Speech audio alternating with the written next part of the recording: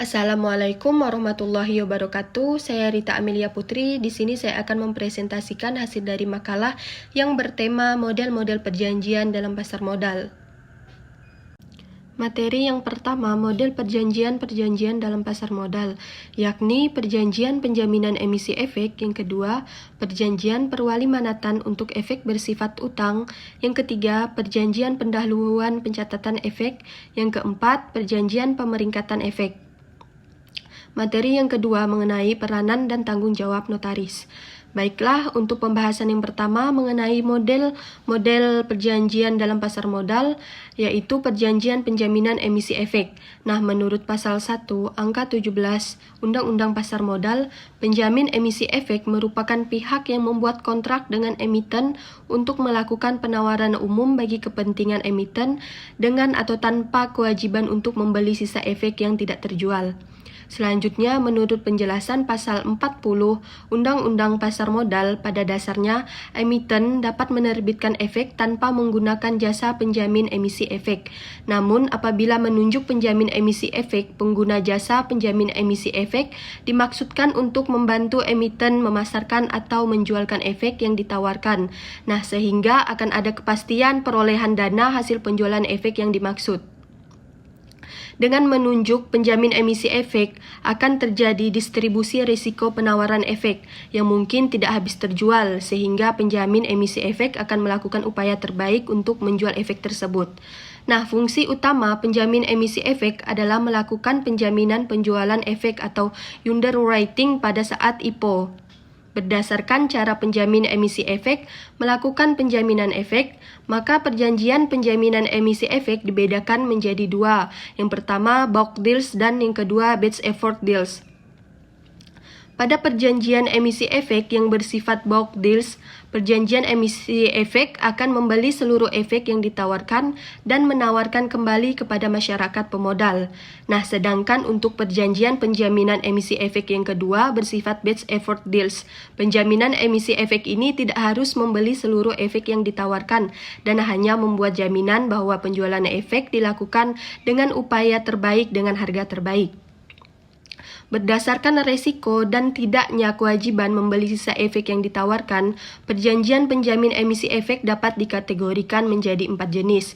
Yang pertama itu full commitment atau kesanggupan penuh. Yang kedua, best effort commitment atau kesanggupan terbaik. Yang ketiga, market out clause, perjanjian penjaminan emisi efek yang memungkinkan penjamin emisi efek untuk membatalkan perjanjian tanpa dikenai penalti berdasarkan alasan tertentu. Dan yang keempat, standby commitment atau kesanggupan siaga. Adapun model perjanjian dalam pasar modal yang kedua ialah perjanjian perwalimanatan untuk efek bersifat utang. Yang pertama, penerbitan efek bersifat utang. Efek bersifat utang ialah efek bersifat utang yang jatuh temponya 1 tahun atau lebih yang diterbitkan emiten melalui penawaran umum, termasuk efek bersifat utang yang dapat ditukar dengan saham atau efek bersifat utang yang mengandung hak untuk memperoleh saham. Yang kedua, fungsi dan wewenangan wali amanat untuk melindungi kepentingan investor pemegang efek bersifat utang dan mengawasi kinerja emiten, maka dibutuhkannya keberadaan wali amanat. Sehingga apabila emiten akan menerbitkan efek bersifat utang, maka emiten diwajibkan untuk menunjuk serta membuat kontrak perwalimanatan dengan wali amanat, sebagaimana diatur di dalam pasal 52 Undang-Undang Pasar Modal. Wali amanat umumnya adalah bank yang telah mendapatkan izin operasi sebagai wali amanat dari Bapepam. Selanjutnya, fungsi dari wali amanat terlihat sebelum dan sesudah efek diterbitkan. Sebelum efek diterbitkan, wali amanat dibutuhkan dalam perundingan sampai penyusunan perjanjian perwalimanatan. Setelah efek diterbitkan, wali amanat berfungsi untuk yang pertama, monitoring emiten atas pemenuhan kewajiban-kewajibannya dan ketentuan lain dalam kontrak perwalimanatan.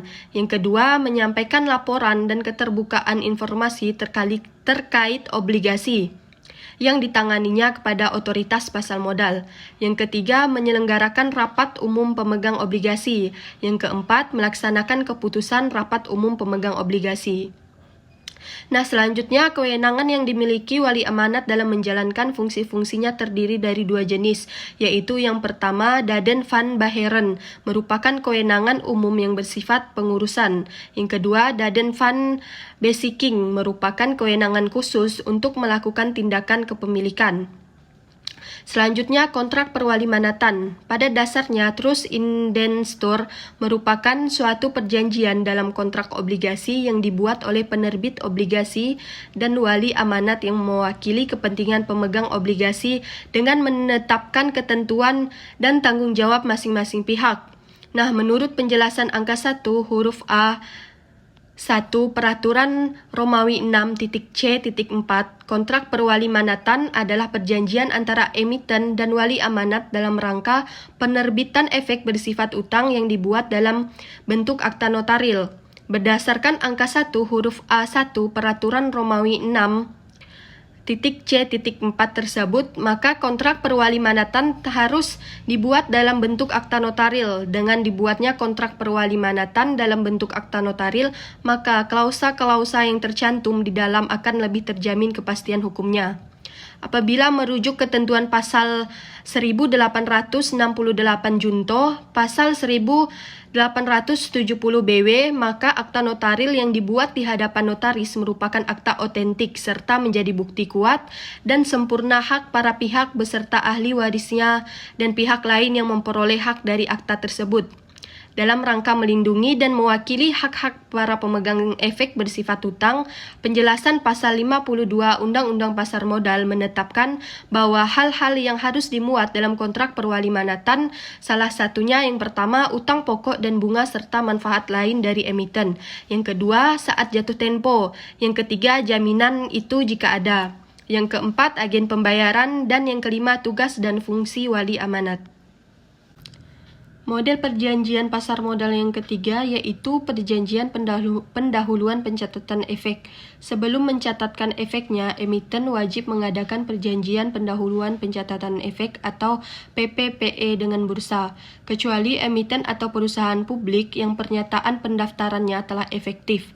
Apabila jangka waktu 180 hari sejak tanggal laporan keuangan terakhir yang telah diaudit telah terlampaui namun pernyataan efektif belum dikeluarkan oleh OJK, maka emiten harus memperbarui dokumen yang diperlukan dan melakukan penandatanganan perjanjian pendahuluan pencatatan efek kembali dengan bursa.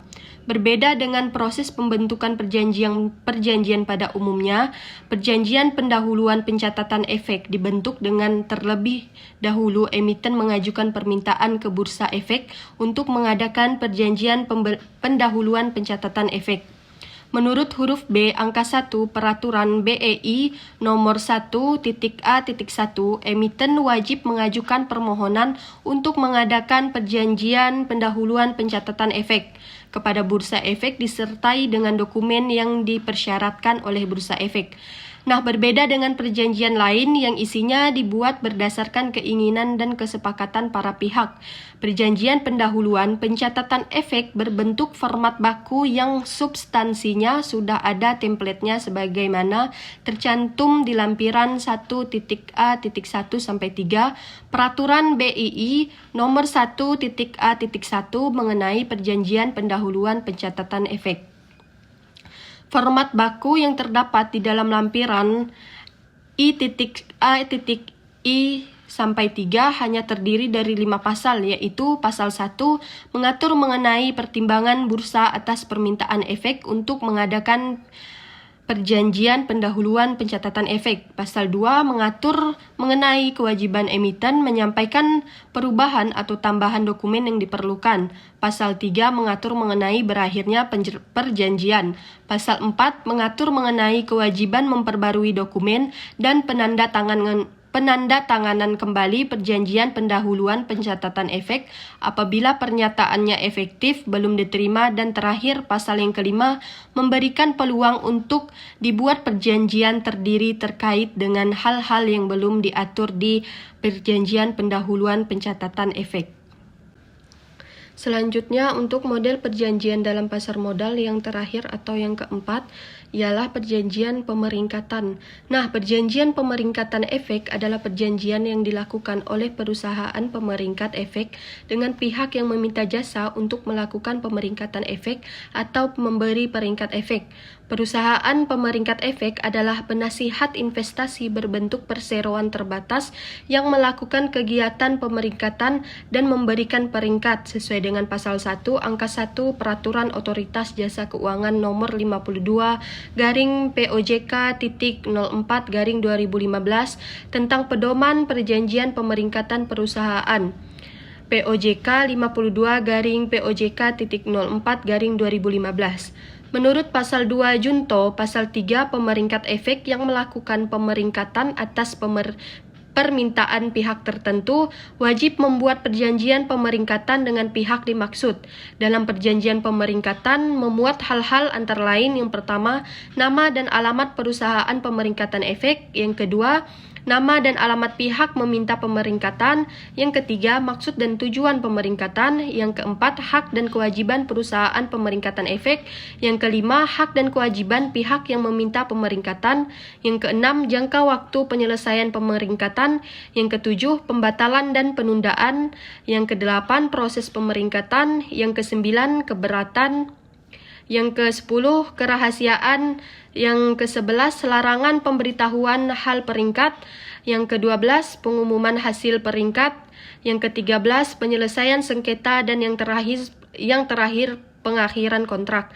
Dan di dalam perjanjian pemeringkatan harus pula diatur mengenai hak dan kewajiban para pihak atau perusahaan pemeringkatan efek dan klien atau pihak yang meminta pemeringkatan. Materi selanjutnya mengenai peranan dan tanggung jawab notaris. Kewenangan atau peran pokok dari notaris berdasarkan UU JN adalah membuat akta otentik. Akta sebagai surat bukti yang sengaja diadakan sebagai alat pembuktian. Dalam zaman yang semakin maju akan semakin penting mengingat fungsi akta sebagai dokumen tertulis yang dapat memberikan bukti akan peristiwa hukum yang menjadi dasar dari hak atau perikatan. Arti penting dari profesi notaris menurut Undang-Undang Pasar Modal yaitu bahwa notaris diberi wewenang untuk membuat akta otentik sebagai alat pembuktian yang mutlak. Dibuat dalam pengertian bahwa yang tersebut dalam akta otentik pada pokoknya dianggap benar. Di samping bertanggung jawab untuk menelaah dan memeriksa dokumen, notaris juga berperan dan bertanggung jawab dalam pembuatan akta-akta perjanjian yang disyaratkan oleh peraturan perundang-undangan yang berlaku di pasar modal. Antara lain, yang pertama, peran dan tanggung jawab notaris dalam perjanjian penjaminan emisi efek. Perjanjian penjaminan emisi efek yang dilakukan pada tahap persiapan untuk go public dibuat antara emiten dengan penjamin emisi efek dan biasanya berbentuk akta notaris. Kewenangan notaris yang hendak menuangkan perjanjian penjaminan emisi efek dimaksudkan supaya perjanjian yang dibuat tersebut tidak bertentangan dengan peraturan yang berlaku.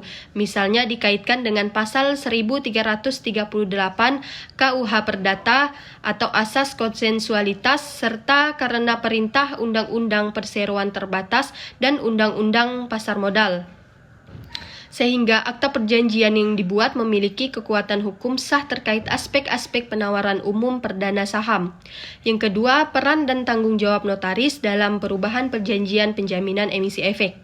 Dalam perjanjian penjaminan emisi efek yang telah dibuat dengan akta notaris, perlu diadakan beberapa perubahan atas perjanjian emisi efek tersebut, di antara lain mengenai harga saham perdana yang akan dijual, jadwal waktu emisi, pembentukan sindikasi dari para penjamin pelaksanaan emisi efek, dan hal-hal lain yang belum tercantum dalam perjanjian penjaminan emisi saham sebelumnya.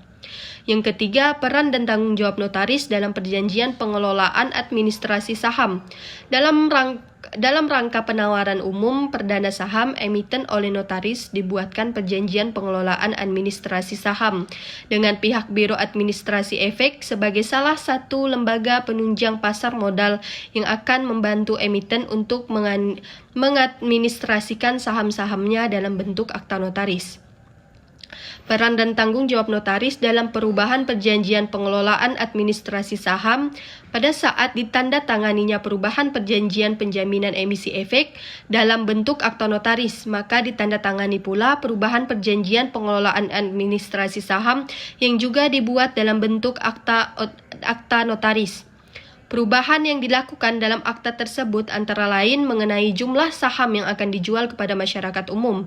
Dalam hubungannya dengan bidang pasar modal, khususnya dalam rangka penawaran umum perdana saham, fungsi notaris sebagai penjabat umum memiliki kewenangan serta kewajiban untuk melaporkan adanya pelanggaran dalam jangka waktu 3 hari agar Bapepam dapat mengetahui hal tersebut sedini mungkin dan dapat segera mengambil tindakan yang diperlukan untuk mengurangi atau mencegah kemungkinan kerugian yang lebih besar bagi masyarakat pemodal. Baiklah, sekian presentasi dari makalah kami. Jika ada salah kata, mohon dimaafkan. Wassalamualaikum warahmatullahi wabarakatuh.